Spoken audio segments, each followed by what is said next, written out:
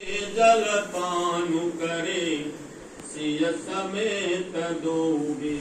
श्री राम जी का पहला निवास मुकाम तमसा के तट पर हुआ और दूसरा गंगा तीर पर सीता जी सहित दोनों भाई उस दिन स्नान करके जल पीकर ही रहे। केवट के नहीं बहुत सेव काये, सो जामिनी सिंगरोर गवाही।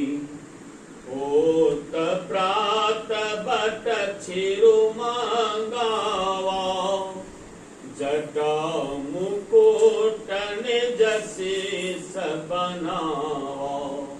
केवट निषाद राज ने बहुत सेवा की।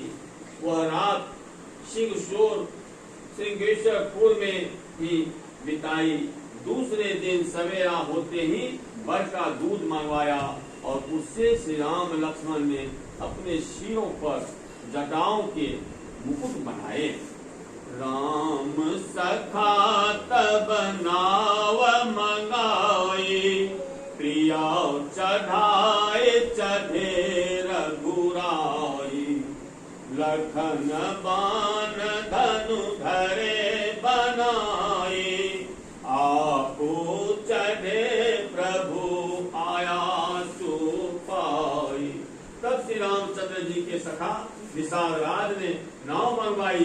पहले प्रिया सीता जी को उस पर चढ़ाकर फिर श्री रघुनाथ जी चढ़े, फिर लक्ष्मण जी ने धनुष बाण सजाकर रखे और प्रभु श्री रामचंद्र जी की आज्ञा पाकर स्वयं चढ़े। विकल बिलो के मोहि रघुबीरा, बोले मधुर बचन धरि धीरा। तात प्रणाम तात सन कहूँ, बार बार पद पंकज गहूँ। मुझे व्याकुल देखकर श्री राम जी धीरज धरकर मधुर वचन बोले, हे तात, पिताजी से मेरा प्रणाम कहना और मेरी ओर से बार बार उनके चरण कमल पकड़ना। करीब पाय परि विनय बहोरे, तात करहु जन चिंता मोरी। बन मग मंगल कुशल हमारे, कृपा अनुग्रह पूर्ण तुम्हारे। फिर पांव पकड़कर विनती करना कि हे पिताजी, आप मेरी चिंता न कीजिए। आपकी कृपा अनुग्रह और पुण्य से वन में और मार्ग में हमारा कुशल मंगल होगा।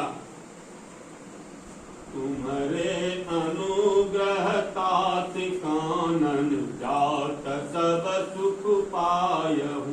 प्रतिपाल आया सुकुशल देखन पाय पुनि फेरि आयहु। जननी सकल परितोष परि परि पाय करि विनती धनी। तुलसी करहु सोई जतनु जेहि, कुशली रहि कौशल धनी। हे पिताजी, आपके अनुग्रह से मैं वन जाते हुए सब प्रकार का सुख पाऊंगा। आज्ञा का भली भांति पालन करके चरणों का दर्शन करके कुशल पूर्वक फिर लौट आऊंगा।